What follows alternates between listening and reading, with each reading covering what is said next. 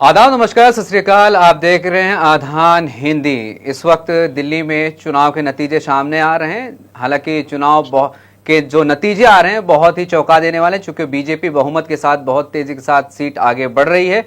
और आप जिसको स्टार्टिंग में ये लग रहा था कि उसकी सीटें आगे बढ़ेंगी, उसकी सीटें घटती हुई नजर आ रही हैं। हालांकि वीआईपी सीटें भी आपकी कहीं पर बहुत तेजी के साथ कमजोर होती हुई नजर आ रही हैं। हालांकि रुझान 12:30 बज चुके हैं, नतीजे बहुत तेजी के साथ साफ हो चुके हैं।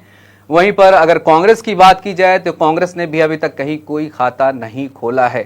ये बहुत ही चौंका देने वाले इस बार के नतीजे दिल्ली के सामने हमारे आए हुए हैं। और इस टॉपिक पर बात करने के लिए कांग्रेस के नेता हमारे साथ मौजूद हैं। वैभव त्रिपाठी जी बनारस से हमारे साथ जुड़े हुए हैं। क्या कहेंगे इस बार के जो दिल्ली के नतीजे सामने आ रहे हैं? अभी 12:30 बज चुके हैं, चीजें तकरीबन क्लियर हो चुकी हैं, क्या कहेंगे? ये देखिए, ये जनादेश है दिल्ली की जनता का। जनादेश को सभी को स्वीकार ही करना पड़ता है। लेकिन सवाल ये है कि जी जहां एक तरफ एक बड़ा झूठा है जो 2 करोड़ रोजगार 15 लाख के वादे के साथ किसानों की आय दोगुनी करने की बात करके आए थे, और दूसरी तरफ अरविंद केजरीवाल स्वच्छ राजनीति की बात करके आए थे।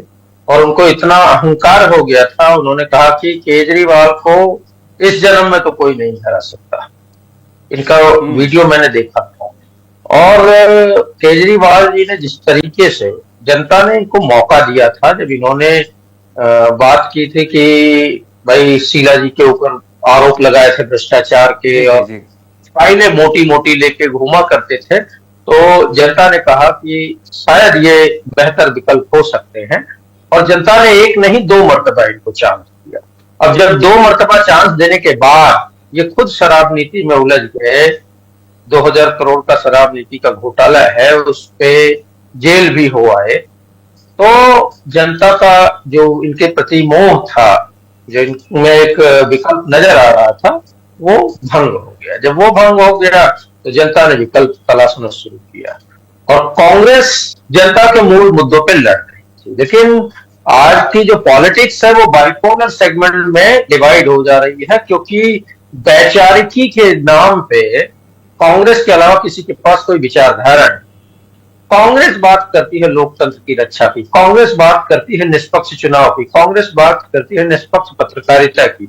लेकिन चाहे मुख्य चुनाव आयुक्त का रवैया रहा हो, चुनाव आयोग का रवैया रहा हो, या भारतीय जनता पार्टी जो सत्ताधीश है केंद्र में, उनका रवैया रहा हो, ये सब एक तरीके से हर चीज को मैनिपुलेट करते हैं। ये पूरा जो दिल्ली का चुनाव है, सीएम पे जाकर टिक गया मनी माफिया और गोदी मीडिया। तो ये 3 के मैनिपुलेशन का ये नतीजा है, जो परिणाम आया है। लेकिन मैं ये कहूंगा कि जिस प्रकार 2024 के चुनाव से पहले वोटों के बिखराव न हो, इसके लिए प्रयास हुए थे, और उसका नतीजा था कि जो बीजेपी दंभ भरती थी 400 पार का, वो बहुमत के आंकड़े से भी पीछे रह गई, 240 पे अटक गई। जो संविधान बदलने तक की बात करते थे, वो संविधान को सर माथे लेके चूमने को मजबूर हो गए।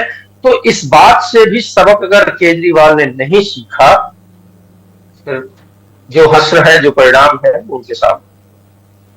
लेकिन सिर्फ ये भी हार का पूरा टोकरा केजरीवाल के सर पे नहीं डाल सकते, क्योंकि पॉलिटिशियंस का ये भी रिएक्शन आ रहा है कि इसमें कांग्रेस का भी बहुत बड़ा हाथ है। क्योंकि गठबंधन के तहत जो गठबंधन हुआ था, अभी संजय रावत का मैं स्टेटमेंट देख रहा था, उमर अब्दुल्ला का बयान आ चुका है कि अगर ये लोग आपस में जुड़े हुए होते और गठबंधन अच्छे से यहाँ पे काम किया होता, रिजल्ट कुछ और आता।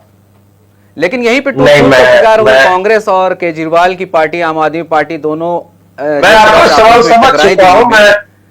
वो एक बड़ा रीजन बताया जा रहा है कि दिल्ली का वोट बिखराव का शिकार हुआ, और आज केजरीवाल और आम आदमी पार्टी और कांग्रेस यहाँ जाके खड़ी हो गई। देखिए, ऐसा है कि जो परिणाम पार्टियों का असर हुआ। मुदस्सिर भाई, आपका सवाल मैं एक लाइन में समझ गया था, एटलीस्ट मैं जवाब बिल्कुल सही है कि अगर जो वोट शेयर दिख रहा है 43 पॉइंट कुछ आम आदमी पार्टी का और 7% लगभग कांग्रेस का, अगर दोनों मिला दें तो जो 47% भाजपा का है, भाजपा हार जाए। लेकिन इसके लिए जिम्मेदार कौन? इसके लिए जिम्मेदार अरविंद केजरीवाल स्वयं है और उनका अहंकार जिम्मेदार है। हरियाणा चुनाव के बाद का मुझे वो दृश्य याद आता है। मैं विभिन्न टीवी चैनलों पे डिबेट कर रहा था कांग्रेस की तरफ से, और समाजवादी पार्टी, केजरीवाल और यही संजय राउत, ये 3 लोग ऐसे थे जो कांग्रेस को हरियाणा में हार के लिए जिम्मेदार मान रहे थे, जबकि ऐसा नहीं। हमने उस दौर में भी कहा था कि देखिए, मध्य प्रदेश, छत्तीसगढ़, राजस्थान में जिस तरीके से समाजवादी पार्टी, केजरीवाल ये सब लड़े भी थे, उसके बाद जो शासन सत्ता का दुरुपयोग था, प्रशासन का दुरुपयोग था, ईवीएम के सवाल थे, मनी माफिया और गोदी मीडिया का सवाल था, इन सारी चीजों के बाद हम वो 3 विधानसभा हारे थे और वो चौथा हरियाणा हो गया, और अगला उसका परिणत निकला महाराष्ट्र में।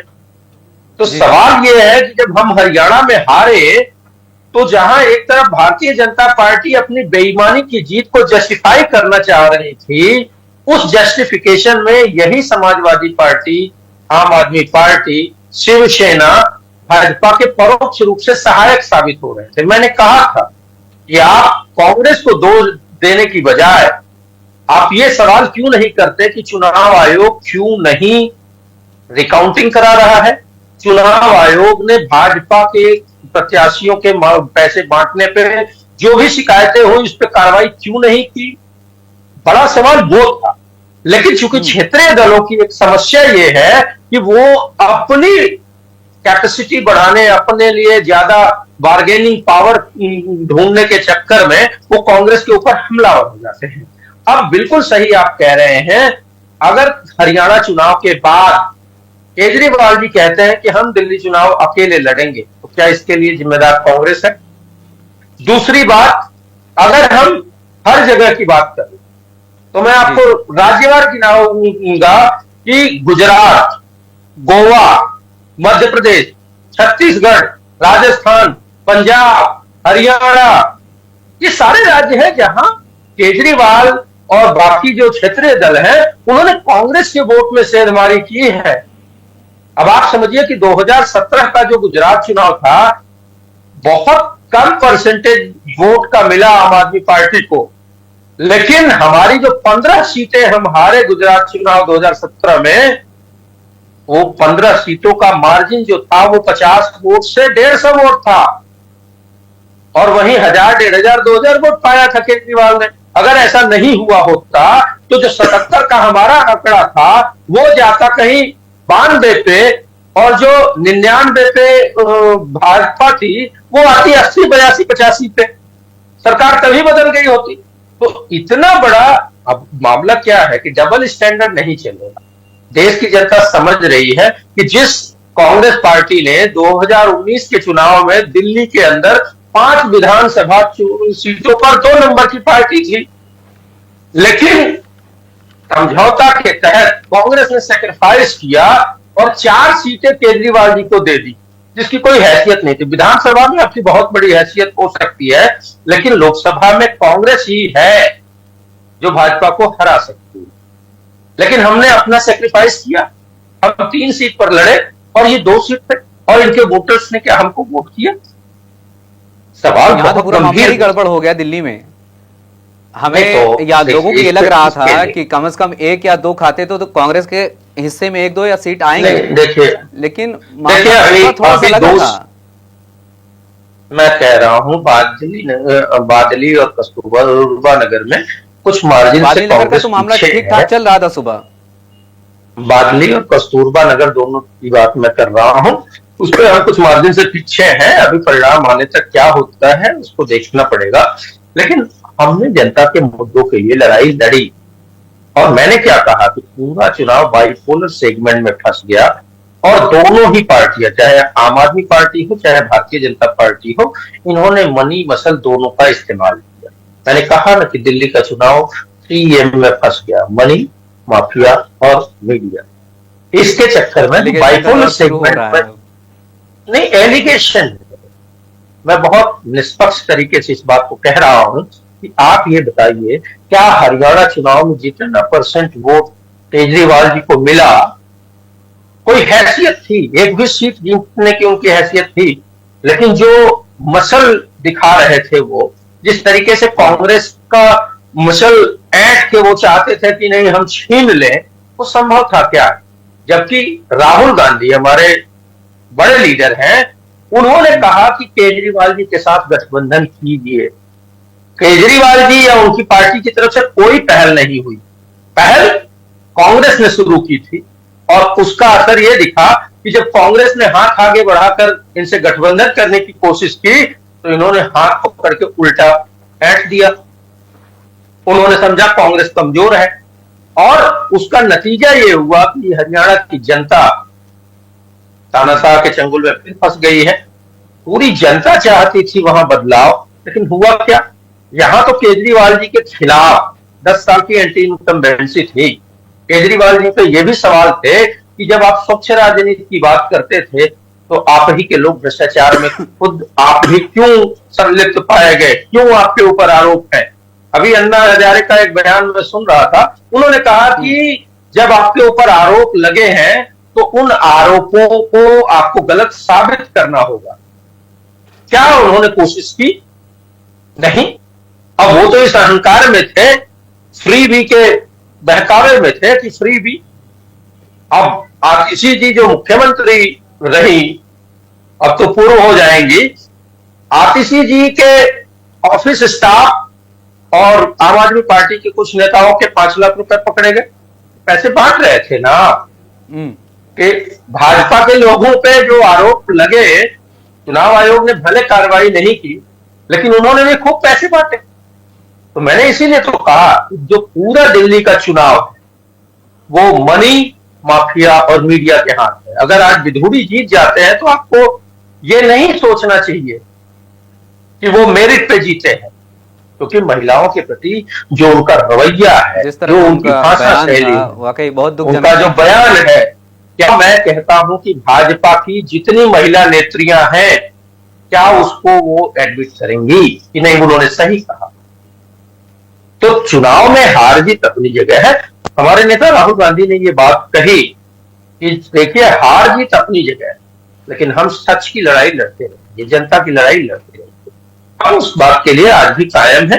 हाँ, जो जनादेश है हम उसको स्वीकार करते हैं, और जो सवाल पहले से अभी परसों राहुल गांधी जी ने जो चुनाव आयोग से सवाल पूछे हैं, क्या चुनाव आयोग उस पर जवाब देता है? ये बड़ा गंभीर मामला है लोकतंत्र के लिए, इसका जवाब आना भी चाहिए। लेकिन अब ये कह दें कि अगर भारतीय जनता पार्टी जीत गई तो चुनाव आयोग जवाब नहीं देगा, तो ये हो गया कि चुनाव आयोग का बचाव भाजपा कर रही है और भाजपा का बचाव चुनाव आयोग कर रहा है। ये कैसे संभव? राहुल गांधी जी ने जो संसद में कहा कि किस तरीके से चुनाव आयुक्त, मुख्य चुनाव आयुक्त की नियुक्ति से सीजेआई को बाहर क्यों किया गया? वहां एक केंद्रीय कैबिनेट मंत्री, प्रधानमंत्री 2-1 से तो पहले ही बहुमत। तो क्या मुख्य चुनाव आयुक्त या चुनाव आयुक्त की नियुक्ति में निष्पक्षता आएगी? ये सवाल मौजूद है, हमेशा रहे। अब इस बात को आप ये कह के कि जीत गए तो इस बात को छोड़ दो, ये असंभव है। जब पूछा गया है कि दिल्ली में अगर वैभव जी, दिल्ली में अगर बीजेपी की सरकार बनती है, तो कांग्रेस पार्टी को दिल्ली में आने वाले चुनाव में किस मकाम पे देखते हैं? क्योंकि 15 साल का शासन आपने देख चुका, उसके बाद आम आदमी पार्टी आई, तो फिर उसके बाद उसका वजूद ही खत्म हो गया। अब बीजेपी आ रही, इसके बाद कहां देखते हैं आप कांग्रेस पार्टी को? देखिए, दिल्ली 2 झूठे नौटंकीबाज लोगों के बीच फंस गई। मैं दिल्ली का इतिहास बताता हूं। 93 में पहली बार चुनाव हुआ, आपको याद होगा, और दिल्ली 5 साल भाजपा के शासन में 3 मुख्यमंत्री दिल्ली, 3 मुख्यमंत्री बने। ठीक, उसके बाद कांग्रेस वहां जीती और 15 वर्षों तक आदरणीय शीला दीक्षित जी ने दिल्ली को इंटरनेशनल लेवल पे एस्टैब्लिश किया। जिस दिल्ली में कॉमनवेल्थ गेम में लोग आना नहीं चाहते थे, बाद में उन्होंने बहुत तारीफ की कि बहुत अच्छा आयोजन हुआ, जिसमें झूठे आरोप यही केजरीवाल और मोदी जी और भाजपा के लोगों ने लगाया और आज तक कुछ भी साबित नहीं कर पाए। जबकि 10 साल 11 साल से सरकार केजरीवाल जी के भी हाथ में थी और मोदी जी भी 10 साल से सत्ता में है। अगर आपके आरोपों में दम होता तो क्या 10 साल में आप आरोप साबित नहीं कर पाते? मोदी जी कहते थे 6 महीने में फास्ट ट्रैक करके जितने नेताओं पे केस होंगे हम उसको साबित करेंगे। लेकिन वो तो जो विपक्ष के नेताओं पे थे वो तो छोड़ दिए, उन्होंने उसको एक टूल के रूप में इस्तेमाल किया कि जो जिसके ऊपर आरोप है उसके ऊपर डंडा ईडी का होगा, सीबीआई का, इनकम टैक्स का होगा और उसको भाजपा में शामिल करा के क्लीन चिट हो जाएगी। तो भ्रष्टाचार का जिनके ऊपर आप आरोप लगाते थे उनको भाजपा में शामिल करा के क्लीन चिट दे रहे हैं। दिल्ली में दो तरीके की जनता है। देखिए, एक बहुत पढ़ी लिखी एलीट क्लास है जो सुविधा चाहती है, अच्छी सड़कें चाहती है, व्यवस्थाएं चाहती है, और एक बहुत गरीब तबका है जिसको इस महंगाई और बेरोजगारी के दौर में सरकारी मदद की आवश्यकता है। तो जो फ्री बी है, यही मोदी जी फ्री बी चिल्लाते थे और वही देने को राजी है। इनके ऊपर सवाल, देखिए ऐसा नहीं हो सकता है कि आपकी जीत से आपके हर झूठ को जस्टिफाई किया जा सके। आपने राजस्थान में कहा था 500 का 450 का गैस सिलेंडर देंगे और जैसे ही चुनाव जीता संसद में आपके एक मंत्री ने बयान दिया कि हम राजस्थान में 450 का सिलेंडर नहीं देंगे। वही दिल्ली में भी हुआ। तो अब जो दिल्ली की जनता ने ये किया है तो एक झूठे से दिल्ली की जनता का भ्रम टूटा है और दूसरे झूठे के चंगुल में दिल्ली फिर से फंस गई है। और मुझे लगता है कि बहुत जल्द, कि 10 साल से केंद्र भी भाजपा की सरकार है और जब दिल्ली में भी होगी, जो डबल इंजन की बात करते थे, बहुत जल्द जनता का भ्रम टूटेगा और कांग्रेस की तरफ तो दिल्ली की जनता सोच ही रही है। लेकिन जब पूरा चुनाव ही बाइपोलर सेगमेंट में कन्वर्ट हो जाता है, ये नहीं तो ये, तो ऐसी स्थिति में वैचारिकता कहीं न कहीं किनारे हो जाती है। तो जो विचारधारा है, देश की विचारधारा, कांग्रेस की विचारधारा एक है, संविधान को लेकर चलने की विचारधारा है। कांग्रेस ने कभी ये नहीं कहा जो भी आरोप लगाए गए, आप याद कीजिए डॉक्टर मनमोहन सिंह जी की सरकार थी और आरोप लगे, उन्होंने जांच करवाए, उन्होंने जिनके ऊपर आरोप थे उनको मंत्री पद से हटाया। लेकिन किस तरह बेशर्मी से भारतीय जनता पार्टी के मंत्री और नेता बोलते हैं कि ना यहाँ जांच होती ना यहाँ इस्तीफे होते हैं। आज ताजा मामला है कि जो 104 भारतीयों को दास की तरह, कैदियों की तरह, हाथ में बेड़ी, पैर में बेड़ी, कमर बांध के घसीटते हुए किस तरीके से भारत भेजा। कोई बहस नहीं हो रही। मैं इसको कंप्लीट कर रहा हूं, मैं उस पर बहस होगी भी नहीं, क्योंकि मैंने कहा ना कि आज की जो राजनीति है वो मनी माफिया और मीडिया के बीच फंस के रह गई है। जनता के मुद्दे पे तो कर चर्चा ही नहीं होती। आपको याद दिलाना चाहता हूं, डॉक्टर मनमोहन सिंह जी की सरकार में एक हमारी जो वहां पे अधिकारी थी देवयानी खोबरा बड़े, उनको हथकड़ी लगाई थी। हमने क्या किया था? हसरा अमेरिका को हमने घुटनों पे ला दिया। ये सवाल है, ये जनता के सवाल है। लेकिन जनता की स्मृतियां भी थोड़ी कमजोर हो रही हैं। जनता भी महंगाई बेरोजगारी में इस तरीके से पिस गई है कि वो जो देश के उच्च सिद्धांत हैं, मूल्य हैं, उस पर चिंतन करने की बजाय अपने निहित स्वार्थ के बारे में पहले सोचने लगी है। तो ये बहुत सारी बातें हैं। और कल भी जो राहुल गांधी जी ने सवाल किए हैं, वो सवाल पहले भी मौजूद थे, आज भी हैं और कल भी रहेंगे। और कांग्रेस लोकतंत्र, संविधान के लिए, गरीबों के हक हुकूक के लिए और पूरे देश की गरीब जनता के आवाज के लिए हमेशा लड़ती थी, लड़ती है और लड़ती रहेगी। आने वाला चुनाव, चूंकि बिहार का चुनाव है, दिल्ली इलेक्शन में इंडिया गठबंधन में जिस तरह से फूट पड़ी और जिस तरह का रिजल्ट अभी हमें देखने को मिल रहा है, आने वाले चुनाव के लिए आपके लिए क्या राय रखते हैं? क्या कुछ कहना चाहेंगे? आरजेडी और कांग्रेस का जो गठबंधन, उसका फायदा कहीं ना कहीं जेडीयू का हासिल हो और फिर से बीजेपी सत्ता में आए। देखिए थोड़ा सा रोशनी देखिए, गठबंधन निभाने का जो दायित्व है वो सभी घटक दलों पे होता है। और सबसे पहले तो ये जो इंडिया गठबंधन बना था वो नेशनल चुनाव के लिए, आम चुनाव के लिए बना। अब उसको आगे बढ़ाना जो घटक दल हैं वो विभिन्न राज्यों में जो प्रभावी हैं उन सभी की जिम्मेदारी। हमने वो जिम्मेदारी निभाई। हमने जहां समाजवादी पार्टी को उपचुनाव में 10 सीटों पर लड़ने दिया, हमने निभाया ना। हमने कहा कि हम अपने कैंडिडेट नहीं उतारेंगे, आप अपने लड़ाइए, हम आपका साथ खड़े रहेंगे। हमने हरियाणा में केजरीवाल से गठबंधन करने के लिए हाथ आगे बढ़ाया। दोनों का परिणाम मैं आपको बताता हूं। ना आम आदमी पार्टी ने गठबंधन किया हरियाणा में, उल्टा सभी सीटों पर लड़के कांग्रेस के वोट काटने का काम किया। अब समाजवादी पार्टी के बारे में बात कर लेते हैं। मैं कभी कटु आलोचक नहीं रहा हूं समाजवादी पार्टी का या किसी भी घटक दल का, लेकिन आज मुझे बहुत कष्ट है जो मिल्कीपुर का परिणाम हुआ है उसके लिए अखिलेश यादव जिम्मेदार।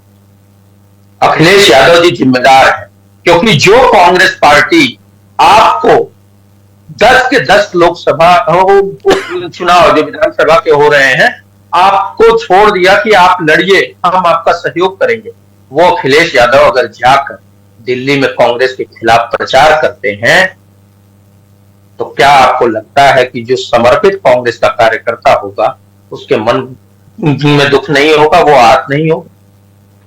आज देख लीजिए मिल्कीपुर का जो परिणाम आ रहा है वो शायद सभी क्षेत्रीय दल जो इंडिया गठबंधन के थे उनके लिए एक सीख, एक नजीर बन के उभरा है और इस पे सोचना होगा। और बिहार के लिए भी सवाल फिर इस पे भी उठ रहा है कि इंडिया गठबंधन की जो कमान है वो कांग्रेस के पास है। अभी लोकल पार्टीज अगर इंडिया गठबंधन की बात नहीं मान रही हैं, सीटों से समझौता नहीं कर रही हैं, तो कहीं ना कहीं बगावत के तेवर नजर नहीं आ रहे हैं। नहीं, बीच में ये भी बातें वैभव उठने लगी थी कि इंडिया गठबंधन की कमान अब ममता बनर्जी को भी दी जानी चाहिए। अच्छा मुदस्सिर भाई, पहले तो आपके पहले ही बात को मैं खारिज करता हूं कि कांग्रेस के पास इंडिया गठबंधन की कमान है। कोई कमान ना किसी को सौंपी गई थी और ना किसी के पास है, क्योंकि इंडिया गठबंधन का सबसे बड़ा दल कांग्रेस है। तो हर आदमी स्वाभाविक रूप से कांग्रेस की तरफ देखता है, लेकिन जिम्मेदारी कांग्रेस निभाए और लूट घटक दल मचाए, कैसे संभव? अगर आप हमको जिम्मेदार मानते हैं तो आप हमारी बातों को भी तो मानिए। कांग्रेस अगर नहीं होती, क्या समाजवादी पार्टी 35 लोकसभा सीटें उत्तर प्रदेश में जीत पाती? आप खुद समझदार हैं। इसमें तो बड़ा रोल रहा है कांग्रेस पार्टी का। नहीं, तो कांग्रेस की वजह से जिन लोगों को लाभ हुआ वही लोग कांग्रेस के पीछे साजिश कर रहे हैं। केजरीवाल जी का जाके अखिलेश जी जब प्रचार कर रहे हैं तो ये सवाल खड़ा होगा कि क्या आपने गठबंधन धर्म निभाया? जो सामने ही 10 लोग विधानसभा के जो उपचुनाव है उसमें कांग्रेस ने आपके लिए त्याग किया है कि आप सभी सीटों पे लड़िए, हम आपके साथ हैं। तो इसकी जिम्मेदारी छोटे दलों, देखिए ऐसा है कि जो घर का बड़ा बुजुर्ग होता है उसकी जिम्मेदारी हो सकती है, लेकिन जो छोटे लोग उद्दंडता करते हैं ना उसकी भी जिम्मेदारी उनकी होती है। सारी जिम्मेदारी बुजुर्ग की नहीं हो जाती है। तो बिहार के संदर्भ में जो सवाल आपका था, मैं ये कहूंगा कि अगर बिहार में लोग इन सभी घटनाक्रमों से, महाराष्ट्र, हरियाणा, उत्तर प्रदेश के उपचुनाव, दिल्ली, इन सबसे सबक सीखेंगे और उनको ये महसूस होगा कि देखिए कांग्रेस को छोटा करके हम नहीं जीत सकते। सच्चाई यही है कि कांग्रेस को अगर आप एकदम नीचे दबा देंगे तो आप खुद मिट जाएंगे। कांग्रेस के आगे ये संकट नहीं है। कांग्रेस एक वैचारिक पार्टी है जो कि पैन इंडिया उसका रोल है। पैन इंडिया कांग्रेस पार्टी चुनाव लड़ती है, संगठन है उसका, और वो सभी मुद्दों को एड्रेस करती है। आप मौका देख के किसी मुद्दे पे सामने खड़े होते हैं, किसी मुद्दे से भाग जाते हैं, वो आपके अपनी सुविधा के अनुसार है। बंगाल के मुद्दे पे ममता जी लड़ती हैं, दिल्ली के मुद्दे पे भूल जाएंगी। हैदराबाद के मुद्दे पे भूल जाएंगी, वक्फ वाले बिल पे खत्म हो जाएगा मामला केजरीवाल का। आपको याद करना होगा जब पटना में इंडिया गठबंधन की पहली बैठक हो रही थी तो 3 लोग ऐसे थे जिन्होंने उसका विरोध किया था और उन्होंने एक शर्त रखी, केजरीवाल, अखिलेश जी और ममता जी। उन्होंने कहा कि कांग्रेस पहले घोषित करे कि जो दिल्ली के संदर्भ में राज्यसभा में अध्यादेश आया है पावर राज्यपाल उपराज्यपाल को देने के लिए, उस पे कांग्रेस अगर खिलाफ है तब हम आएंगे। मतलब कांग्रेस को आप बांध के रखना चाहते हैं तो बांध के कांग्रेस को आप नहीं रख सकते, एक बात। और कांग्रेस ने जो संविधान सम्मत था, जो समय की मांग थी, वो किया सही समय जी। और इन लोगों ने जब ऐसे शर्त रखे तो कांग्रेस ने उस पर कोई टीका टिप्पणी करने की बजाय अपने काम पे ध्यान दिया। और कांग्रेस तो कभी भी लीडर, कांग्रेस बैंगलोर की जो बैठक हुई उसमें हमारे राष्ट्रीय अध्यक्ष आदरणीय मल्लिकार्जुन खड़गे जी ने कहा कि हमको ना ही प्रधानमंत्री पद चाहिए और ना ही हम लीडर बनना चाहते हैं, आप लोग तय करें। तो आप लोग तय करें, मतलब कांग्रेस ने सभी घटक दलों को छोड़ दिया। अब घटक दलों में अखिलेश जी भी नेता बनना चाहते हैं, केजरीवाल जी भी नेता बनना चाहते हैं, ममता जी भी। तो ये लोग तय कर ले। उसमें उस टाइम नीतीश जी भी थे। इन लोगों की आपसी खींचतान में कोई नेता या संयोजक नहीं डिसाइड हुआ, उसमें कांग्रेस का कोई रोल नहीं। कांग्रेस देश की नीति के लिए काम करती है, कांग्रेस ही थी। आप उस बात की नेहरू जी, जो श्यामा प्रसाद मुखर्जी विरोधी थे, उनको भी कैबिनेट में रखा। जो अंबेडकर जी नेहरू जी के विरोधी थे, गांधी जी से बहुत विरोध होता था, लेकिन उनको भी कैबिनेट में रखा।